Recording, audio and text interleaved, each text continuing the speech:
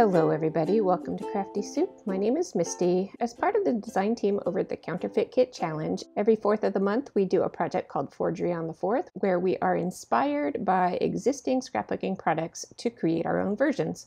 And this time around, I'm going to create some alphabets, and I have two ways for you. A digital way will be up first, but if that's not your cup of tea, stay tuned. Just before the 4-minute mark, I've got the physical option as well.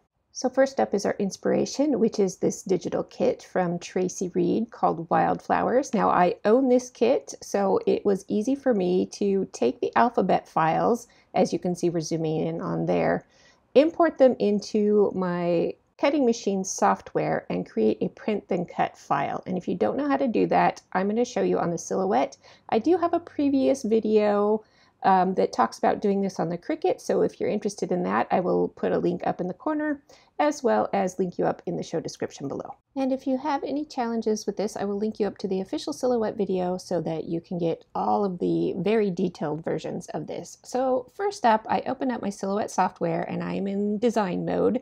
And I am using version 4.4, and I do have the designer edition, but I think this works in the basic edition as well. So the first thing I'm doing is I'm turning on both the cut border and the print border from our page setup menu. And I also am sure to change my paper size to US letter size because I'm in the US.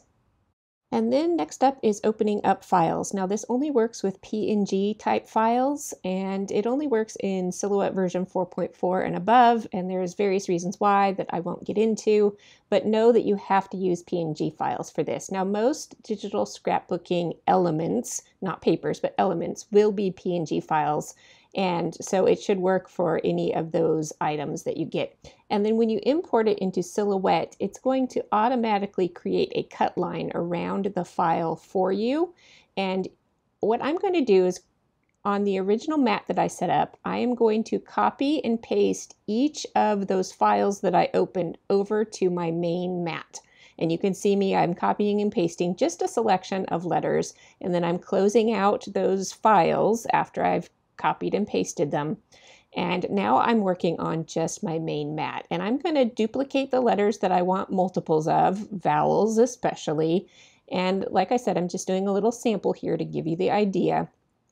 I'm going to kind of space them out so that they have a little bit of distance between each letter so that the machine has a margin of error for when it's cutting. And once I've got them all lined up, I am going to scale them down to the size that I want. Now I chose to scale them down to fit the entire alphabet on a single page, but if you want larger letters, just know that you'll need to do this on multiple pages. So the next step here is to turn on the print and cut guides, and that is over in our page setup menu. You have to click that little button that says guides and then turn it on. And then these little hash marks and corner squares and edges show up. And you want to avoid any of that hash mark or black area when you're placing your images, because that's where the machine needs to read. At this point, be sure to save your file, and then you can print it and send your file over to the Silhouette to be cut. And a quick reminder, when you send it to cut, make sure you have all your settings set correctly for the type of paper you're using. And here I am, I've got my mat, I've got my printout, and I like to spray a little bit of low tack adhesive to the back of my paper just so it doesn't shift around on me at all. And I didn't quite have my settings for my cardstock very well, so some of my letters did stick, but they popped out fairly easily. And now I've got an alphabet set ready to go. I will store these in either just a plain envelope, but sometimes that low tack adhesive makes them stick together and you can lose like the dots over your I's and J's if they've cut separately. Sometimes they'll cut all as one piece. I just had this idea that instead of using an envelope, I will just put a piece of Glad press and seal behind the carrier sheet from my print and cut file, and then I can just pop the letters back into their individual spaces. Now getting the P's and the D's and the Q's all straight is a little tricky because upside down they look the same, but they're just a slightly different shape.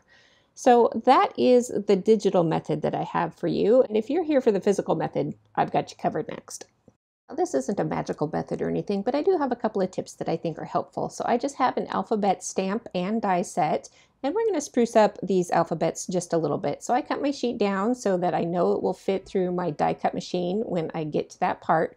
I'm spacing my alphabets out on this carrier sheet so that when I do die cut, they will have plenty of room. And this is one of the tricks that I have. I'm not going to stamp these letters individually. That takes too long. I'm just going to use that carrier sheet and stamp them all at once. So I'm going to go ahead and ink up these letters. And because it does take a little while with my tiny ink pad, I will go back and make sure I've kind of re-wet all the ink before I'm ready to stamp. And then I'm going to carefully hold the stamp in place while I rub around other areas and then gently peel the set off.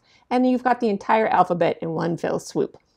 And then I do have a couple of stamp sets here that I'm going to choose between that have tiny little foliage areas on them that I could possibly use to decorate up these alphabets, because that's how the originals were. I am testing out different stamps on the back side to see what I like best. And once I've picked out the stamp that I like, I'm going to go ahead and get to work.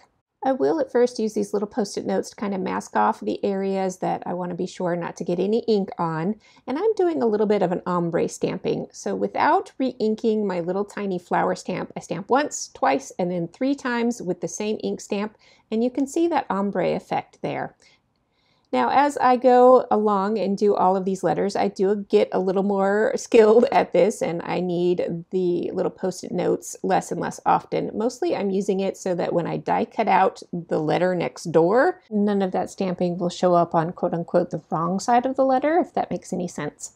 So the next tip I have for you is about die cutting. I'm not going to die cut all of these at once, just a couple of letters for a sample. So first I am creating kind of a jig. I am putting the letters onto a scratch piece, and then I can line up that jig over my pre-designed letters and then lock that die into the jig, and it kind of clicks into place like a puzzle piece. You might need to turn it around or upside down if you've got letters like H's and I's that look the same both ways, until it kind of snaps in place, and then run it through your die cut machine, and you've got your letters nicely aligned.